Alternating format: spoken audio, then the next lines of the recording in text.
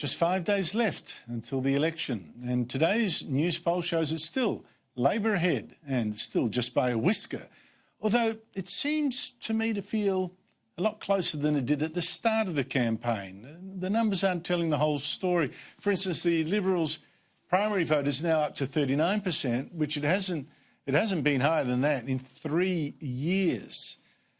And I suspect even the ABC is now getting nervous because this morning, despite being meant by law to be impartial in exchange for the taxpayers' dollars, the ABC ran the 2 softest interviews you could ever hear with the Greens. First, Frank Kelly, the global warmist who hosts Radio National Breakfast, let Greens candidate Julian Burnside talk the most amazing nonsense about global warming without any challenge at all, not even when he warned that humans face doom.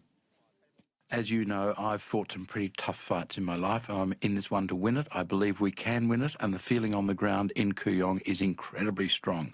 The voters in Kooyong have this objective. They all work hard. They all hope to leave something of value to their children, and the most valuable thing anyone can leave to their children is a world where human beings can survive.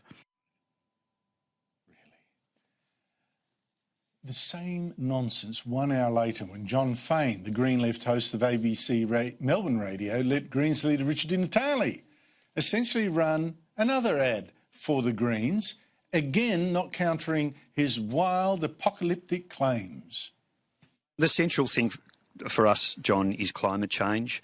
We will be doing everything we can to work with the Labor government constructively to develop a transition out of coal to renewables, to move to 100% renewable energy. We create the 180,000 jobs that come with moving to 100% renewable energy by 2030. Okay. The investment that comes with that. This should be a huge opportunity for the country. There's no job creation with this stuff. It's job destruction. Now, no Liberal minister gets a run like that on the ABC without heckling. The ABC's bias now to the left is so open that I'm not surprised that Labor leader Bill Shorten yesterday announced a new policy, an extra $40 million for the ABC, plus a new slogan to go with it. My policy for the ABC is 2 words: ABC everywhere. Everywhere in reach and availability, and including in the Pacific. ABC everywhere. Of course, Labor wants this ABC everywhere, a taxpayer-funded propaganda machine for the left. Joining me is the panel, Michael Kroger, former president of the Victorian Liberals, and Michael Costa, former New South Wales Treasurer. Michael Costa, how close does this election now feel to you? Well, it's certainly closer than when it started, but we always expected, even with those polls over the last 3 or 4 years, that there would be a narrowing as we got closer to the election. But look, Andrew, I still see Labor in front, and I still think that they're going to win by at least 6 seats. The real interest for me is in the Senate, as opposed to some of your views and others. I think that I would like to see some strategic voting in the Senate to ensure that there is a break on some of the more idiotic policies that we've seen during this campaign. And that's from both sides, to be frank. And really that's, I think, where the challenge will be, to see how that Senate composition ends up, and that will determine, how effective the government is in terms of implementing the more extreme policies. Hopefully they fail. Michael Kroger, do you disagree with Michael's summing up? Some of it I do, but look, it's close. It's hard for an opposition, quite frankly, to promise a big new tax and win. We saw Howard in government in '98 had trouble. Canadian government had trouble not much before that.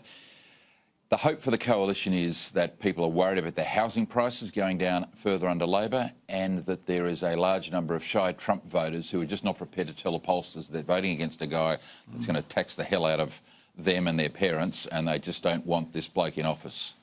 Well, yes, well, who knows? But Michael Costa, can I go to a couple of seats? Start with Warringah, where former Prime Minister Tony Abbott is facing the most amazing personal and savagely personal campaign against him, with the various elements, Get Up and all that, rallying behind global warmist Zali Steggall. Can he hang on? I think Tony Abbott will win that seat, and I think that the campaign's become counterproductive. The opposition campaign against him has become counterproductive. It's over the top. I mean, you know, people know Tony Abbott in that area. He's been a good local member. I don't think you get much criticism about him as a local member. I mean, the criticism, even from GetUp, is about his politics in relation to things like global warming and other issues, not him as a local member. And most people will vote for their local member based on his record, and he's got a good record up there. I expect him to win. Michael Kroger, Tony Abbott was, of course, joined on the election stump today by another former Prime Minister, John Howard. What do you think? Do you think he can win?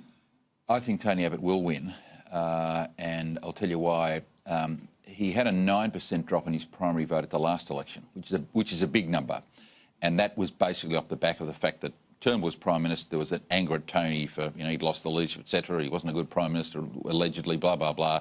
So his primary vote already dropped from 60 to 51, and the independents, this fellow Matheson got 11%. James Matheson, the TV guy. Xenophon got 6%. So the independents already had 18% last time.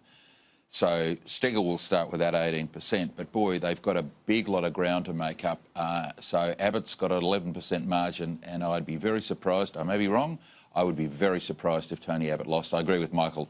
I mean, he's popular. He's had a very good local record over a long period of time. He's a great Australian, and people know that he's done.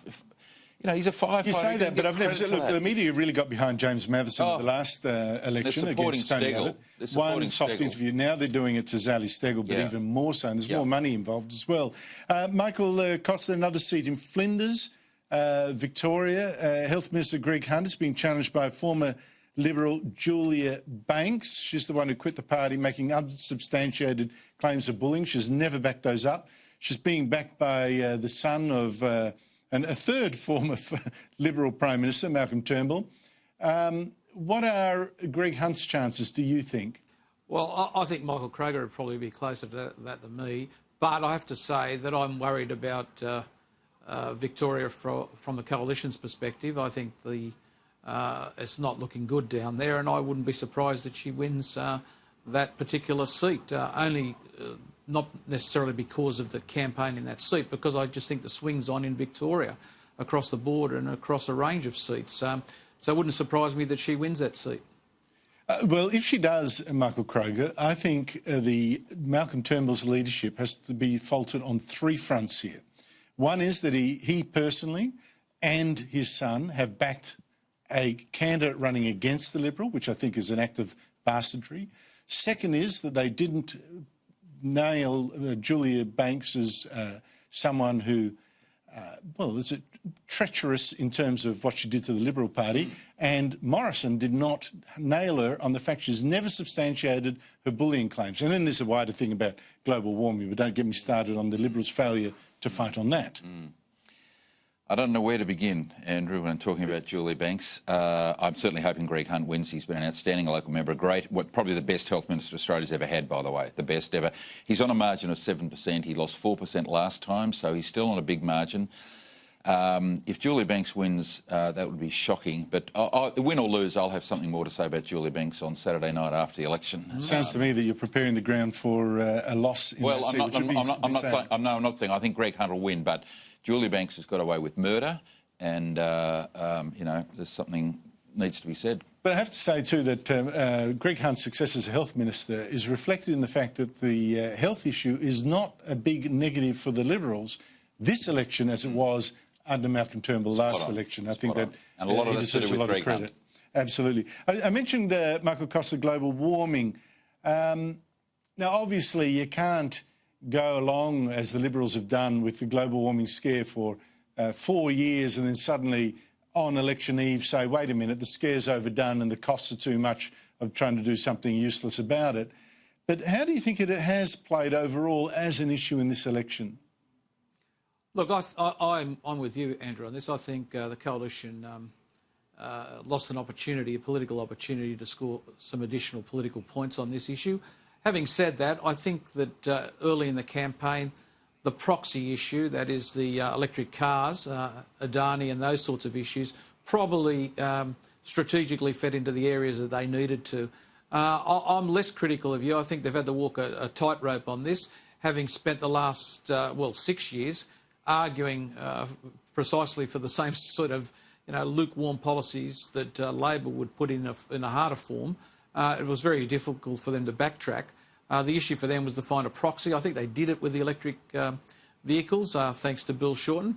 And I think the Adani's a sleeper up there in Queensland. I think that's going to be an interesting issue. So I think it's going to play out strategically in certain seats. And I think up my way in the Hunter as well, it's going to play out as well. Look, I think there's a lot in there, Michael Kroger, but the thing is the electric cars debate shows how much mileage the government could have made had they seeded the ground earlier. I was surprised that in the campaign launch yesterday, the electric car got one mention in half a sentence, and the amazing cost of the Labor global warming policy, which is cut 4 times deeper than the Liberals, didn't get mentioned much at all, if at all. No, it didn't. No, this is a debate which the left are winning. Obviously, everybody knows that, and it'll take years for that debate to get to a point where people think that there was too much alarmism and too many wild statements made. Look at Tim Flannery, for example.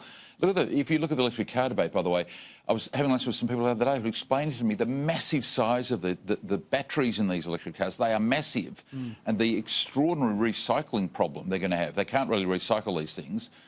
What they're going to have to do with these huge batteries when they're into their life, it's going to create a huge problem. No one has even talked about these problems yet. But that's why I find it amazing that this issue, yes, which Liberals are getting a lot of traction on for, I think, about the first week of the campaign, didn't even feature, basically, in yesterday's campaign launch. It's like they did it and then they left it, just when people are tuning into the campaign. Michael Costa, Scott Morrison, though, I'm sounding critical, but given the hand that is being dealt, I think has done a reasonably good job. Well, I think he's held ground, and I think he's made up ground, and I think to that extent, he has done a reasonable job. I suppose from a Conservative point of view, you've got to argue why he had to take the leadership so late in the piece. Perhaps he could have won this election. I'm still forecasting a loss if he had been given more opportunity. But Andrew, I mean, it's quite frustrating to watch this whole political debate. The only reason Scott Morrison's in it, I think, is that there is a great degree of scepticism about many of Labor's policies. There is alarm, and I think that's independent of, the case that's been prosecuted by the Conservatives. I think, the negative gearing changes particularly are of concern to people. They don't understand them. And I think that's going to bite them in places like New South Wales and Queensland. But beyond that, I don't think the Conservatives, the coalition has actually put a very strong case on any signature issue. I think Michael Costa is absolutely correct that what should have been done is Scott Morrison being given a whole year. I mean, the Liberals just dithered and dithered about sacking Malcolm Turnbull when they should have. Michael Kroger and Michael Costa, thank you both so much for your time. Thanks, Andrew. Thanks, Andrews.